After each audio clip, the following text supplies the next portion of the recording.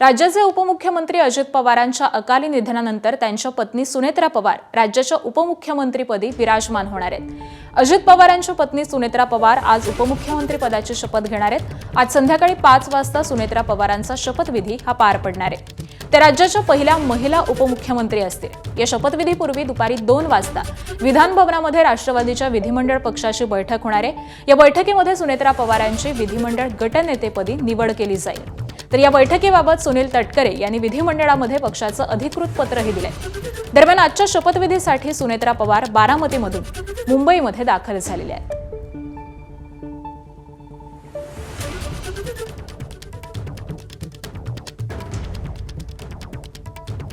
आज संध्याकाळी 5 वाजता सुनेत्रा पवार यांचा हा शपथविधी पार पडणार आहे। तर दरम्यान सुनेत्रा पवार यांचा परिचय आपण करून घेऊयात। वय 62 वर्ष, धाराशिवच्या तेरमध्ये 1963 त्यांचा जन्म आहे। वडील बाजीराव पाटील त्यावेळेचे मोठे स्थानिक नेते होते। माजी मंत्री, माजी खासदार पद्मसिंह पाटील हे त्यांचे सख्खे भाऊ आहेत। 1983 ला संभाजीनगरच्या सरस्वती भुवन कॉलेजमधून त्या कॉमर्सच्या पदवीधर झाल्या। 1985 ला भाऊ पद्मसिंह पाटलांच्या पुढाकारानं अजित पवारांशी विवाहबद्ध झाल्या। लग्नानंतरही सक्रिय राजकारणापासून त्या दूरच होत्या। काटेवाडीतील सार्वजनिक शौचालय बांधण्यातील पुढाकार हे पहिलं सामाजिक काम आहे। 2006 ला काटेवाडीतला निर्मल ग्राम पुरस्कारानं गौरव झाला आणि हागणदारी मुक्त गाव म्हणून जाहीर करण्यात आलं।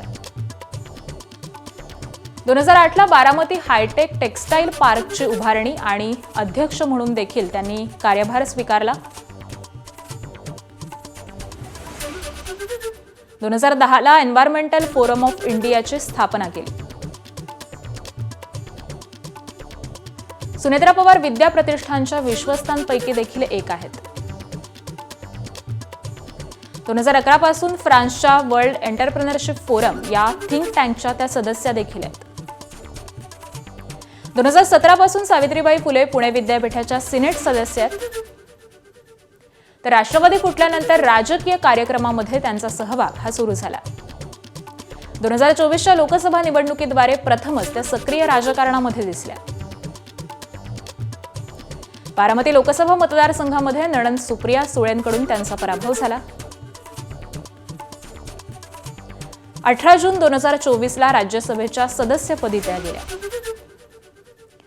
तर आज 31 जानेवारी 2026 ला महाराष्ट्राच्या उपमुख्यमंत्रीपदी त्या विराजमान होणार आहेत। उपमुख्यमंत्री पदाची शपथ घेणार आहेत। आणि या सगळ्याच संदर्भामध्ये आपण अधिक चर्चा करूयात आमचे प्रतिनिधी निलेश बुधावले यांच्याशी। निलेश, कालच्या सगळ्या बैठकांचं सत्र, घडलेल्या घडामोडी आपण पाहिलेल्या आहेत। आज सुनेत्रा पवार या अखेर उपमुख्यमंत्री पदाची शपथ घेणार आहेत। मुंबईमध्ये त्या दाखल झालेल्या आहेत। आज एकूणातच मुंबईमध्ये कशा पद्धतीने या घडामोडी घडणार आहेत, कारण संध्याकाळी 5 वाजता हा शपथविधी होणार आहे। आकांक्षा, उपमुख्यमंत्री अजित पवार यांच्या जागी आता उपमुख्यमंत्री म्हणून सुनेत्रा पवार आज शपथ घेणार आहेत। सायंकाळी 5 वाजता हा शपथविधीचा कार्यक्रम पार पडणार आहे। तत्पूर्वी दुपारी 2 वाजता विधिमंडळामध्ये सर्व आमदारांची विधिमंडळाची बैठक पार पडणार आहे। विधिमंडळ नेता त्या ठिकाणी निवडण्यात येणार आहे आणि त्या ठिकाणी एकमतानं सुनेत्रा पवार यांच्याच नावावर शिक्कामोर्तब होईल। सध्या सुनेत्रा पवार मलबार हिल परिसरामध्ये जे उपमुख्यमंत्री अजित पवार यांचं निवासस्थान आहे देवगिरी, त्या निवासस्थानी असल्याची माहिती आहे। खरं तर उपमुख्यमंत्र्यांसाठी हा देवगिरी निवासस्थान देण्यात आलं होतं आणि या देवगिरी निवासस्थानी आता उपमुख्यमंत्री अजित आशाताई आनंदराव पवार अशा पद्धतीचा बोर्ड लावण्यात आलेला आहे।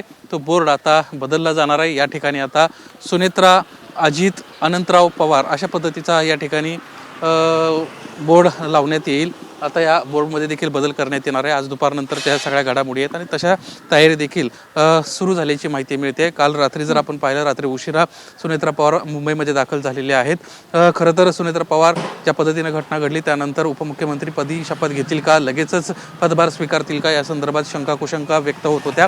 मात्र सध्या जी परिस्थिती आहे, कार्यकर्त्यांकडून मोठ्या प्रमाणात मागणी होणं असेल, यासोबतच सर्व आमदारांना सुनेत्रा पवार यांनाच आमचं नेतृत्व केलं पाहिजे अशा पद्धतीची भूमिका घेणं असेल, त्यानंतर सुनेत्रा सुनेत्रा पवार यांना देखील उपमुख्यमंत्री पदाची शपथ घ्यायला कुठेतरी होकार दिला आणि त्यानंतर डिझाईन बॉक्सचे जे प्रमुख आहेत नरेश अरोरा ते बारामध्ये होते, त्यांचं डिस्कशन झालं आणि तसा निरोप मुंबईला पाठवल्यानंतर मुंबईमध्ये हालचालींना वेग आला.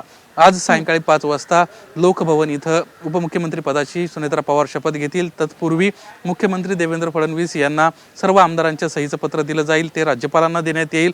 राज्यपालांच्या मान्यतेनंतर सुनेत्रा पवार या उपमुख्यमंत्रीपदी आज शपथ घेताना दिसणार आहेत. सध्या जी माहिती मिळते त्यानुसार खात्यांसंदर्भामध्ये देखील डिस्कशन सध्या सुरू आहे.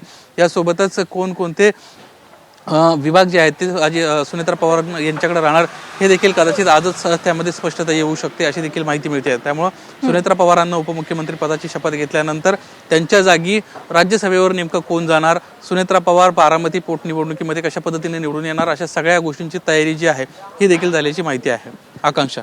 अगदी बरोबर आहे. त्यामुळे या सगळ्याच घडामोडींसंदर्भातले अपडेट हे वेळोवेळी तुमच्याकडून जाणून घेऊ. तुर्तास धन्यवाद निलेश या सविस्तर माहितीसाठी. एबीपी माझा, उघडा डोळे बघा नीट.